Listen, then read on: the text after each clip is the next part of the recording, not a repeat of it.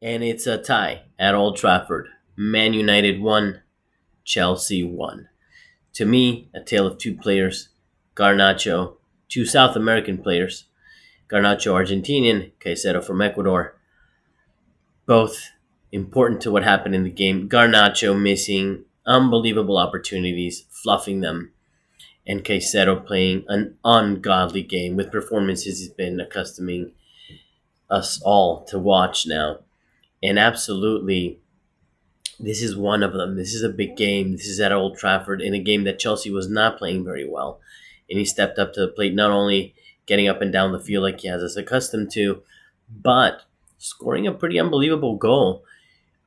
Keeps his head down, keeps the body in the right shape on a ball that's being pinged outside the box. Keeps it down low, bottom corner. Can't reach it through the legs of one of the Chelsea players. Goalkeeper's never going to get there to tie the game. A game that was pretty boring all around.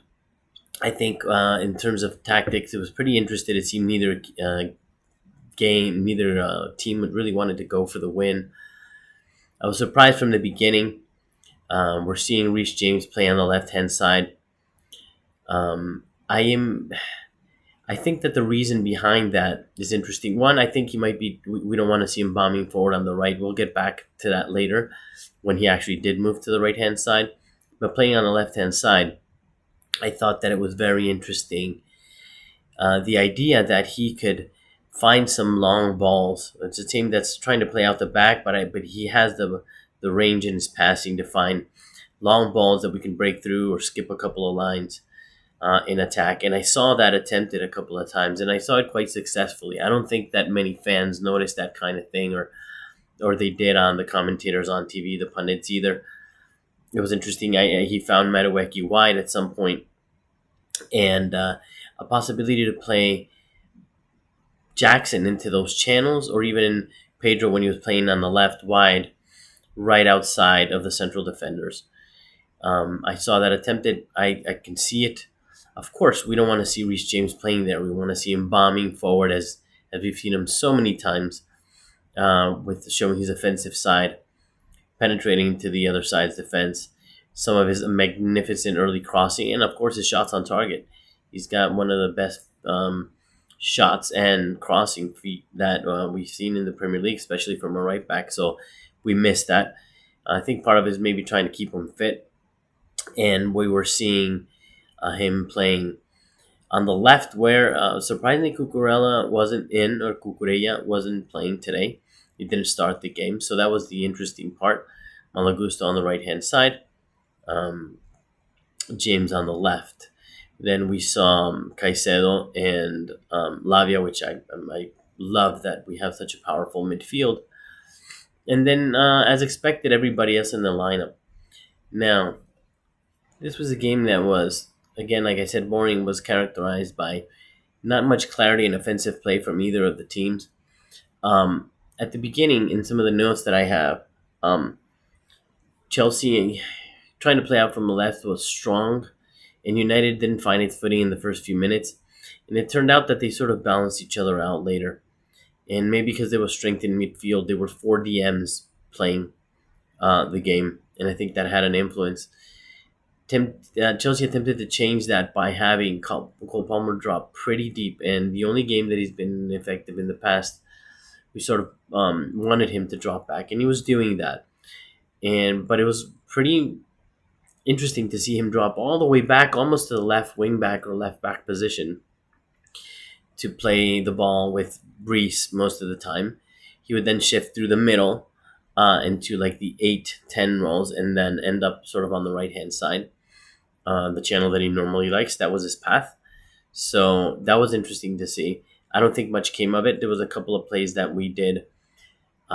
He did successfully get away from the two DMs there, and also some great passes that came from Reece. But I think that's going to be unnoticed by most Chelsea fans, and it didn't have much of an impact today. Caicedo pressing very high from the beginning. At one point in minute 19, I saw him pressing at the opponent's box.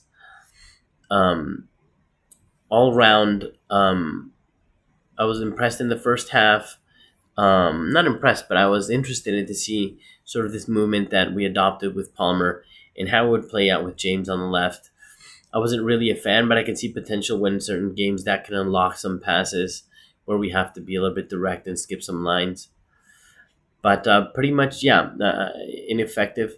There was a header that came in for Chelsea, and as a matter of fact, Man United defense let them come in alone, and Madueke ends up stealing what could have been a header, a clearer header for Fafana, I believe.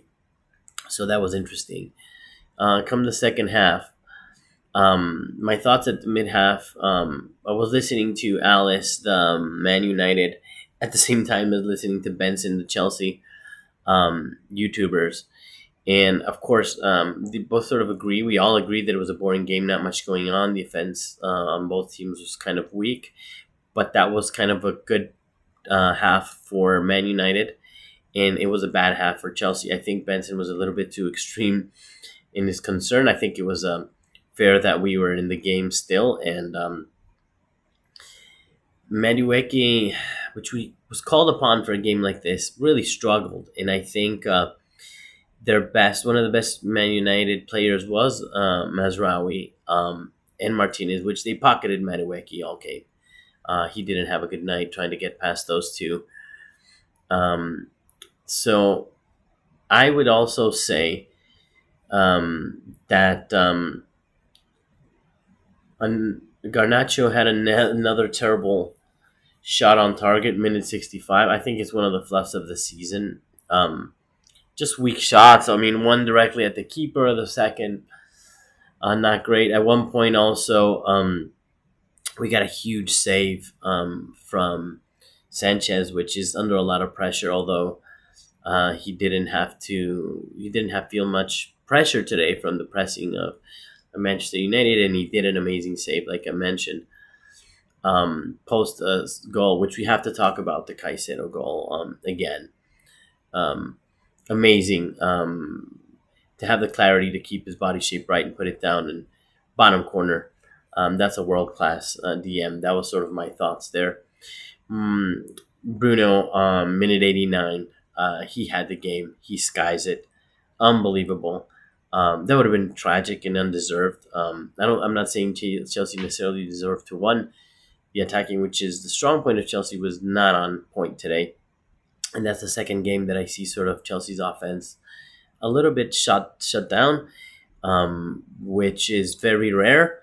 I think shut down would be a little aggressive as a term, but certainly not as effective. It was the bite was taken out, and that's credit to Man United. I think that sometimes as Chelsea fans will see that and just simply think that we are not on our game. But I mean, you saw Madueke make the runs. You saw Cole Palmer try to drop deep to be more involved in the game.